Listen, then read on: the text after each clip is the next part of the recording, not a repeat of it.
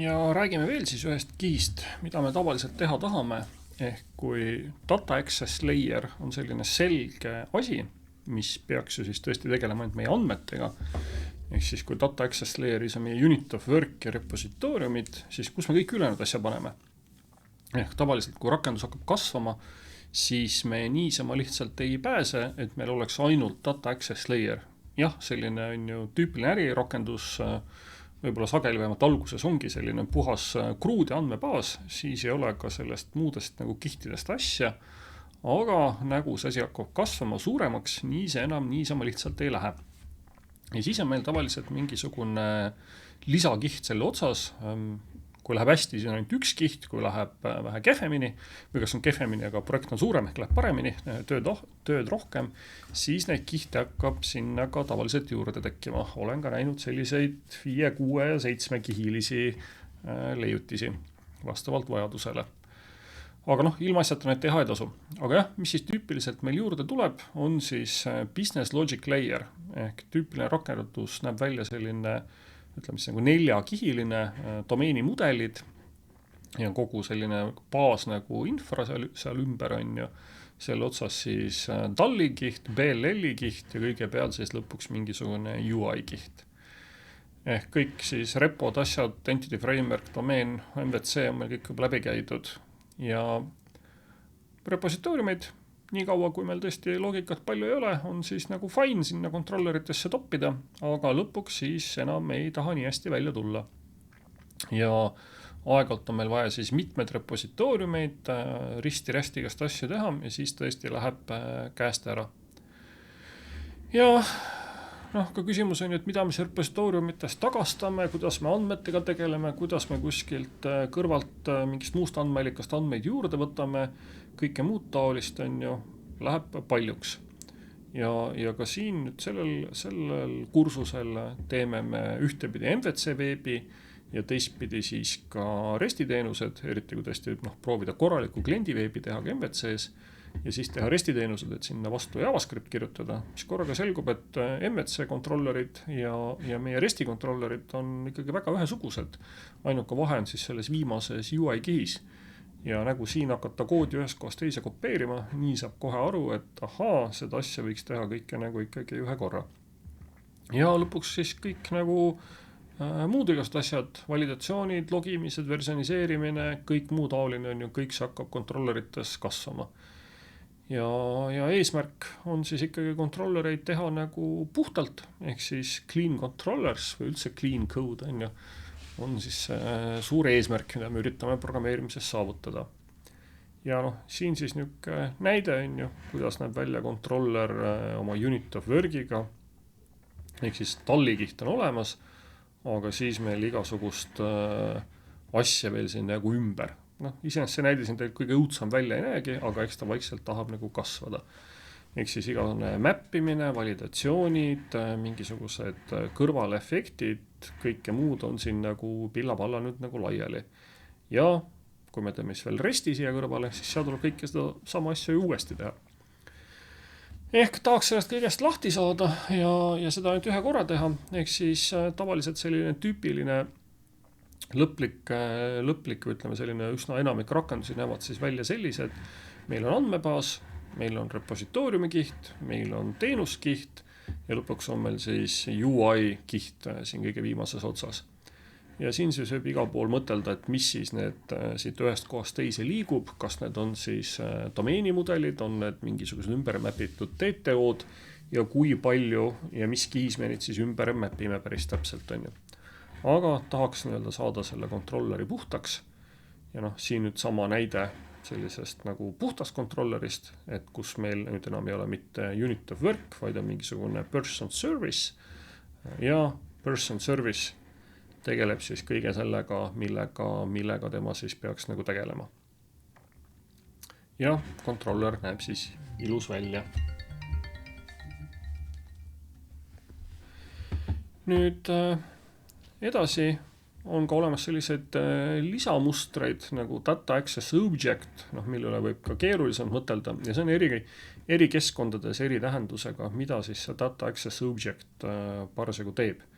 ja kui meil on sellist mitu andmeallikat, siis need tavaliselt, eriti kui te olete Androidi maailmast, siis seal on, kui vaadatakse seda asja kuidagi teistpidi, et data access object on selline repo moodi asi meie mõistes standardselt ja repository on siis see, mis võtab mitu data access objectit enda sisse. Aga jah, neid andmekihte siis saab teha veel keerulisemalt. Aga meid siis ennegi kuvitab see PLL ja PLL-is me tavaliselt nimetame neid asju teenusteks, services, mitte enam repositories. Ja siin siis kõik saab kaunisti ära lahendatud, et igased cache imised, data validatsioonid on ju, mida kõike me teha tahame. Seda kõike siin siis toimetada saab ja kasutada mitut repositooriumit, teisi serviceid, kõike muid asju on ju. Ja mida siis service'isse topitakse? Topitakse kõike seda, mida siis tarvis on. Välja arvatud siis seda, mida sinna panna ei tohiks, ehk siis ei tohiks seal olla midagi sellest, mis puudutab veebiserverit. Ehk siis igasuguse konteksti ja kõike muud taolist seal olla ei tohiks. Ehk siis kõike seal teha võib, aga mitte siis seda, mis puudutab otseselt veebi, on siis see lühikene sõnum. Ja nüüd ka natukene näiteid. Esimese hooga tavaliselt, kui me peale hakkame teenusekihi kirjutamisega, siis tavaliselt teenusekiht kasutab enda sees mingit repositooriumit ja sisuliselt mäpib alguses üks ühele läbi kõike seda, mis repositooriumis tehakse.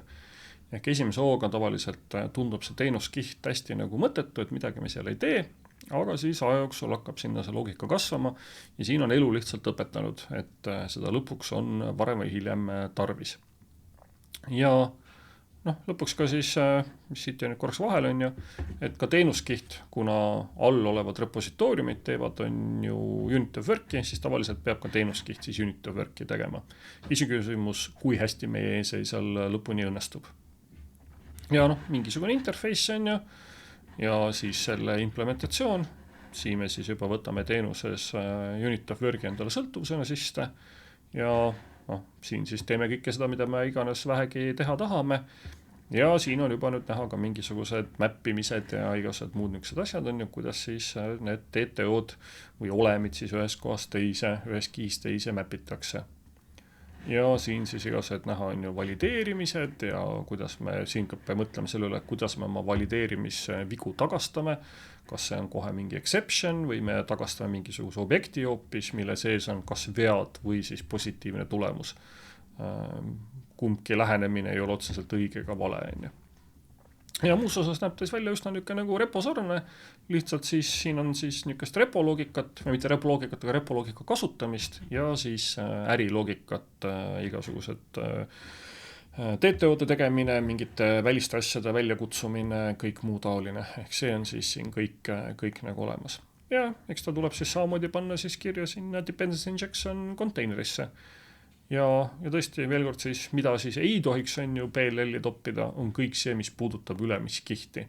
Ehk ta ei tohiks kuidagi refereerida seda või kasutada neid nagu sõltuvusi, mis meil tavaliselt veebikihis on. Ehk meie äriloogika ei peaks midagi teadma requestidest, responsidest, mingisugusest veebiteekidest ega millestki muust taolisest on ju. Ehk on ju teenuse kiht, nii nagu andmekihtki peaks olema tegelikult siis rakenduse agnostiline. Ja nüüd siis mida tagastada, ehk üks variant on siis tagastada domeenimudeleid, mis on kahtlematult kiire ja nad on igal pool ühesugused ja kättesaadavad ja ka tracking ut veel kasutada, siis väga lihtsalt saab kõik igal pool uuendada. Aga sellega tekib hulk igasuguseid probleeme. Kõik on nähtav, raske on andmete kogust kontrollida, ehk siis ma ei mõtle mitte liste, vaid seda, et mis teie olemi sees on, ehk teil võib olla olemid, mis on väga suured, palju value andmebaasis, aga tegelikult vaja on teil neist parasjagu ainult 2, ehk see kõik on nagu segane ja hakkab liiga palju andmeid liikuma. Tahate midagi update'ida, siis on teil koodis läbivad update'id, domeenikiht nii-öelda peegeldub igale poole. Serialiseerimine on keeruline, hakkavad tekkima circular referentsid ehk siis ringsõltuvused ja JSON-i serialisaator on väga kuri selle peale. Ja mida mis tavaliselt teeme, on siis data transfer object'id ehk tahame nii-öelda kontrolli sellele saada, mida me kuskilt tagastame, ja ärge siis TTO-s ja domeeniklassi omavahel segamini ajage. Domeeniklassi on see kõige alumine mille põhjal meil andmebaas tehakse. Sealt edasi järgmistes kihtides juba me mapime siis kogu aeg TTO-desse seda asja. Ja TTO-d üritatakse hoida siis nii võimalikult lamedad, nagu flat on ju, ehk igasuguseid liigseid seoseid omavahel ei tehta. Ja iga kiht siis kas võtab midagi ära või paneb siin midagi juurde vastavalt siis vajadusele. Ehk nad tavaliselt ei matchi üks ühele domeeni objektiga. Ja mida te kindlasti nagu nüüd sellises klassikalises andmebaasi lahenduses tavaliselt tehakse, on siis metaväljad, ehk millal midagi loodi ja kõik muud taolised, ja need jäetakse maha tallkihti, et need sealt tavaliselt kaugemale välja ei sõida. Ja eriti kasulik on see siis ka REST-i teenuste juures, ehk me päriselt REST-i kontrollerit kirjutame, siis REST-i kontrollerites ei tohi ootamatult väljanimed muutuda, on ju, me ei tohi klienti üllatada, et nüüd on midagi teistmoodi kui enne, ehk siin on siis TTO-de kasutamine eriti nagu abiks selle asja juures. Ja kui palju meil siis neid TTO-si on, tavaliselt on neid vähemalt 3 kihis, kui mitte 4, sõltub kuidas lugeda, ehk meil on kõigepealt siis see, mis on ju meie databaas, andmebaasi ja domeeni entitid, need on meil puhtalt elavad repokihis, repokihist lähevad nad siis esimene kiht nii-öelda sisemisi TTO-si, mis on siis repositooriumist väljuv, mis läheb talli, mis läheb siis tallist PLL-i, PLL teeb midagi ja sealt tavaliselt mapitakse need veel mingisse kihti, mis läheb siis kontrollerisse ja lõpuks mapitakse neid veel siis ümber kuhugi, mis on siis avalikud TTO-d. MVC puhul, kui me räägime tavalistest Razori vaadetest, siis seal on samad TTO-d, mille nimed on lihtsalt siis view model, aga kui on siis tegemist REST-i kontrolleritega, siis need nimetatakse ka TTO-deks. Aga need on siis need nii-öelda avalikud TTO-d, mis on siis versioniseeritud ja kliendile välja dokumenteeritud. Ehk versioniseerimine, kohustuslik asi.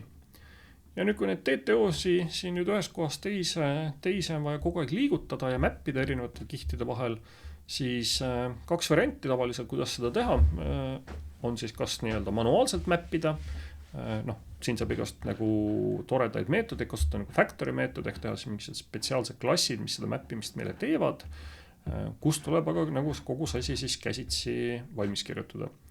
Ja teine koolkond on siis sellised automapperi sõbrad, mis siis oskab seda lihtsalt läbi reflectioni teha, mis vaatab siis 2 objekti ja näeb, et kui seal on samade nimedega propertid, siis automaatselt kopeerib need väärtused ühes kohast teise. Ja seda saab siis lõpmatult konfigureerida, kuidas ta ka nagu flattimist teeb ja väljadel on teised nimed ja väärtused kuidagi transformeeritakse kõike muud taolist. Aga see kõik käib reflectioni põhjal, ehk vead selguvad alles runtime'is. Ja siin üks siis klassikaline tweet sellest, see on veel küll tõesti Twitteri aegadest, mitte X-ist, et kus inimesed on lõpuks selle peale väga nagu kurjad. Ja siin pigem automapper nüüd on üldse problemaatiline, automapperil on nüüd tasuline litsents, ehkki küll mitte nagu niisugustes väikestes projektides, aga ikkagi tuleb seal sellega siis tegeleda. Automapperist on ikka teisi versioone olemas, kus on siis tehtud nii-öelda fork sellest, kui ta veel oli tasuta ja avaliku open source litsentsiga ja mingi community versioonid on ka nendest olemas. On olemas sellised mapperid, mis ei tee seda asja runtime'is läbi reflectioni, vaid siis genereerivad ise kompileerimise käigus selle koodi valmis. Siin kursusel pigem võiks proovida seda asja teha manuaalselt ja igasugusest automapperist ennast kaugemale hoida. Ja kuidas see manuaalne tegemine välja näeb, on siis miskisugune factory meetod või factory pattern.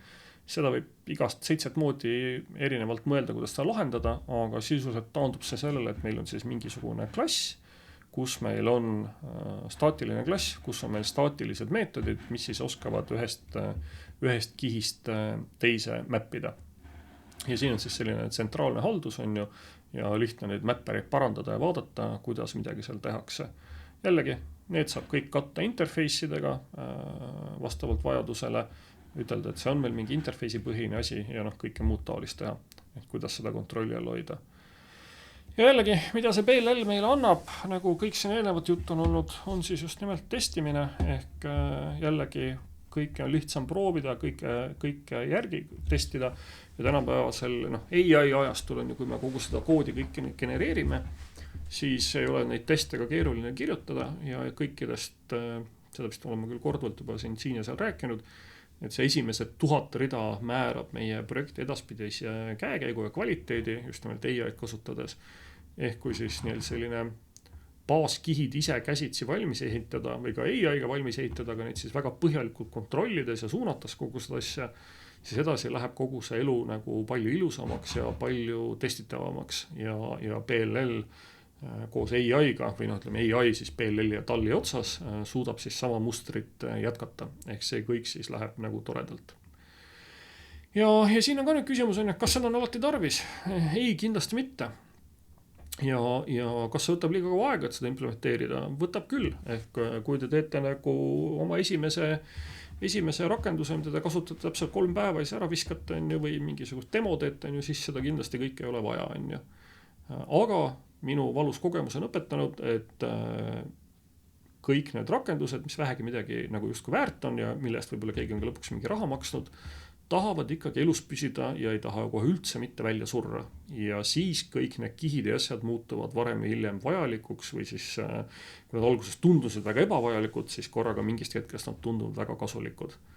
Ehk reaalsuses mina pigem tavaliselt kipun neid tegema. Välja arvatud juhul, kui ma väga eos olen kindel, et see on mingisugune äravisatav rakendus ja nagu mul hakkab tekkima tunne, et see vist ikkagi ei ole äravisatav rakendus. Nii ma pigem jään kohe seisma ja lähen algusesse tagasi, võtan oma andmebaasi loogika kaasa ja kirjutan selle kõik siis kihtidesse ilusti laiali. Ja kuivõrd me oleme koolis, siis koolis kehtib meil reegel, et raske õppustel, kerge lahingus, ehk siin on see kindlasti kohustuslik. Ja nagu ikka, lõppu mingisugune Q&A ehk ettevalmistusküsimused.